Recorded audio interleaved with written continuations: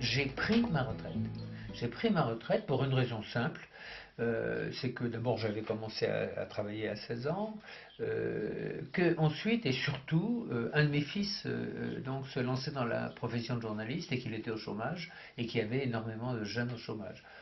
J'avais 60 ans, je suis arrivé à 60 ans, j'avais beaucoup de confrères qui tenaient absolument à poursuivre parce qu'ils ne pouvaient pas décrocher, parce qu'ils avaient peur du vide, quoi. Et moi, j'ai pas eu peur du vide, mais le vide m'a fait peur. C'est-à-dire que j'ai pris ma retraite et derrière, j'ai fait une énorme dépression. J'ai, je me suis retrouvé, j'avais rien préparé, rien préparé. La retraite, c'est pour les autres, c'est comme le cancer. Bon. Et donc, quand je me suis retrouvé en retraite, je me suis rendu compte que je n'avais aucun projet, que j'étais toujours dans la douleur de la perte de ma femme. Mes enfants avaient quitté la maison. Et donc j'ai fait une énorme dépression au point que la seule solution qui m'est apparue à ce moment-là, c'était de mettre fin à mes jours. J'étais vraiment très très très très mal. Et j'en suis sorti, alors après avoir raté mon suicide, j'en suis sorti par la fuite. J'ai décidé de fuir et de fuir sur un chemin qui m'intéressait, qui m'interpellait depuis très très longtemps. Et donc j'ai décidé de faire le chemin de Compostelle. Ça n'était pas à la mode comme ça l'est aujourd'hui. Et je suis parti donc en respectant la théorie des pèlerins, c'est-à-dire que je suis parti de chez moi, j'habitais Paris à l'époque. J'ai mis mon sac sur le dos, j'ai jeté mon trousseau de clés dans la boîte aux lettres et je suis parti donc pour aller donc jusqu'à Compostelle, ce qui représentait 2300 km. Au bout de 3 semaines de marche, j'avais intégré l'effort quotidien. Tous mes muscles qui m'étaient nécessaires s'étaient reformés au bon endroit et donc je marchais dans le plaisir, dans le plaisir physique. La marche n'est pas douleur, contrairement à ce que s'imaginent les gens qui ne marchent pas, c'est du plaisir. Et ce plaisir physique, à mon sens, a dû induire un certain plaisir mental. C'est-à-dire que je me suis mis effectivement à penser. Et pendant cette première partie de la marche, d'ailleurs, j'ai fait un exercice que j'ai trouvé très très intéressant, qui a été de me faire le film à l'envers de ma vie.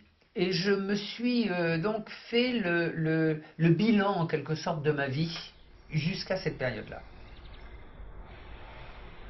J'étais un enfant pauvre, hein, nous étions 7 enfants, mon père était smicard, il était un petit paysan qui avait été ruiné, qui est allé travailler en usine, euh, et il n'y avait aucune culture chez moi, et pas un seul livre. Voilà.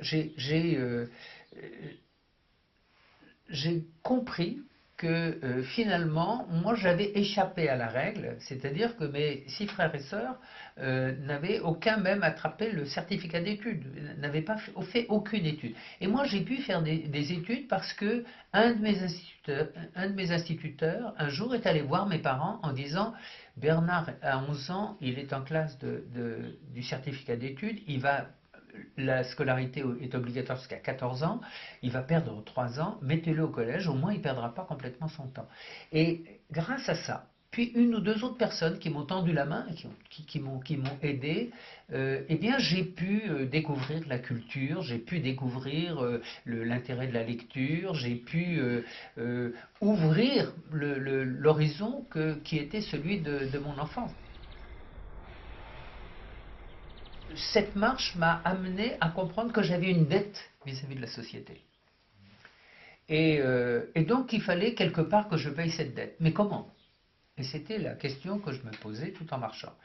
Et à un moment, j'ai entendu parler de 2 jeunes délinquants belges à qui un juge avait eu l'idée géniale de proposer une alternative, soit la prison, ils avaient fait beaucoup de bêtises, soit une marche. Les deux, 4 mois. 4 mois de prison ou 4 mois de marche. Et ces jeunes marchaient sur le chemin. Et ça a été pour moi un éclair de compréhension. Voilà. J'arrive à l'âge où je vais mourir, où la logique, hein, c'est que je vais vers la fin de ma vie. il y a des jeunes qui ont des difficultés, qui arrivent dans la vie, eh bien, je vais consacrer une partie de ma retraite à m'occuper de ces jeunes qui arrivent à la vie avant que moi, je termine la mienne. Et à partir de là, quand je suis arrivé à Compostelle, la voie était tracée. J'ai décidé d'une part que la marche c'est formidable et qu'il fallait que je continue, et deuxièmement que je m'occuperais de jeunes en difficulté. Et ensuite, eh bien, autant j'étais mal au départ, autant je suis dans le bonheur, puisque j'ai réalisé donc une marche totalement folle, qui était une sorte de première mondiale, qui a consisté donc à parcourir la route de la soie à pied depuis Istanbul jusqu'en Chine. Ensuite, j'ai créé donc une association qui s'appelle Seuil et qui permet de prendre des jeunes confiés par des juges et de leur faire faire 2000 km à pied, ce qui est en alternative à l'incarcération, parfois, pas toujours. Et ce qui donc a rempli ma vie, m'a donné l'envie de continuer à vivre, ce qui n'était pas gagné au départ. Vous savez, cette notion de retraite est terrible. Hein. Retraite, c'est bon pour les militaires qui ont perdu et qui reculent. Hein. C'est un terme redoutable, c'est la retraite de Russie, quoi. C'est un terme extrêmement négatif. Je préfère les Espagnols qui appellent la retraite jubilación. Donc, et ça n'est pas, pour beaucoup de gens, et en tout cas c'était mon cas, c'était pas du tout une jubilation. C'était brusquement cette notion de. C'est pour ça d'ailleurs que je voulais mourir aussi. J'étais plus bon à rien. Je n'avais plus d'utilité sociale. J'étais une charge aux autres. Et je n'avais pas le moyen, et donc c'est pendant la marche que je me suis dit que je devais payer ma dette.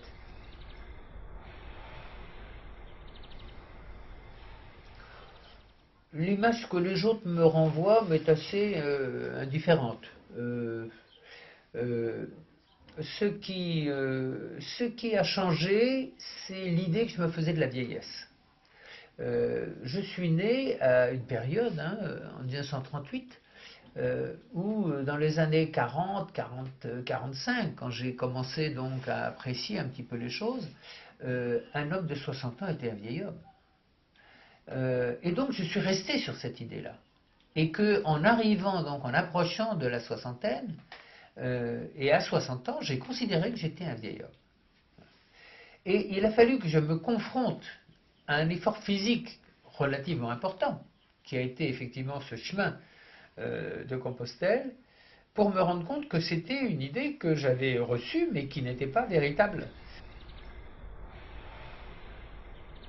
On ne peut pas arriver à mon âge, donc à 75 ans, sans penser à la suite. Effectivement, comment ça va se passer. Alors, d'abord, j'essaie que ça se passe le plus tard possible.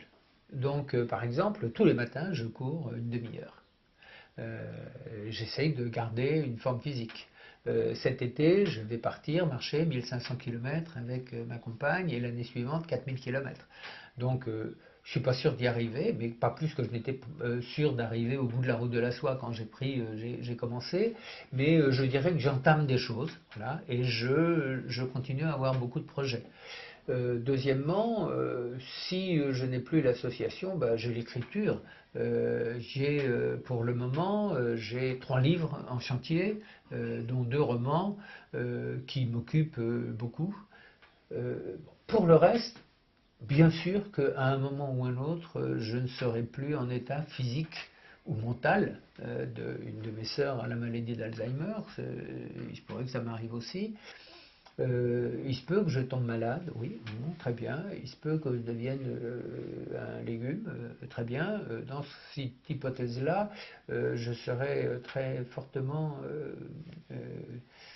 demandeur de pouvoir décider de la fin de ma vie. Alors, si vous voulez, j'ai rencontré 2 femmes merveilleuses dans ma vie. Voilà, j'ai beaucoup de chance. Ma femme, avec laquelle j'ai eu 2 enfants. Nous avons vécu 25 ans de bonheur. C'est une femme extraordinaire. Et effectivement, elle est morte d'une façon très brutale, hein, d'un arrêt cardiaque en pleine rue à Paris. Jusqu'à ma retraite, je n'acceptais pas ça. Je n'acceptais pas son absence. Je me demande si quelque part je ne la rendais pas responsable de mon malheur. Hein. Donc ça a été extrêmement difficile. Ensuite, eh bien, précisément comme j'étais en forme, j'ai eu des tas d'amourettes, des tas beaucoup de relations. Et puis donc j'ai rencontré Bénédicte et là c'est à nouveau je suis extrêmement amoureux. Nous avons une relation quasiment fusionnelle. On est ensemble depuis 4 ans. Je constate que depuis 4 ans, on ne s'est même jamais disputé une seule fois. On est vraiment dans une relation tellement magnifique que voilà, qu'est-ce que je peux demander de plus, quoi. Je leur dirais, on vous a appris à écrire, à lire, à compter. On vous a appris un métier. On vous a appris à nourrir et vous prendre en charge une famille, à élever des enfants. Personne ne vous apprendra à la retraite. Or, c'est le moment le plus fabuleux de la vie. C'est un moment où, aujourd'hui, quelqu'un qui a 60 ans est en pleine forme physique. Un de mes amis qui vient de prendre sa retraite a fait Pékin-Londres en vélo. Je veux dire, on est encore donc dans une grande forme physique. On est encore dans une grande forme intellectuelle. Et donc ce serait un gâchis de ne pas bien utiliser ça. Donc ayez un projet. Ayez un projet. Allez vers la retraite avec pas le projet de faire des croisières ou de devenir champion de jeux de cartes. Allez vers un projet social, allez vers un projet qui soit utile aux autres. Parce qu'il y a une formule que j'aime beaucoup qui dit « Ceux qui ne savent pas donner ne savent pas ce qu'ils perdent ». Et je crois que précisément le moyen d'être bien dans sa peau à tous les âges, c'est de savoir qu'on a une place utile dans la société, qu'on est utile dans la société. Si on n'est pas utile dans la société, alors on est un boulet, et à partir du moment où on est un boulet, on ne sert à rien, et ça ne sert à rien de vivre.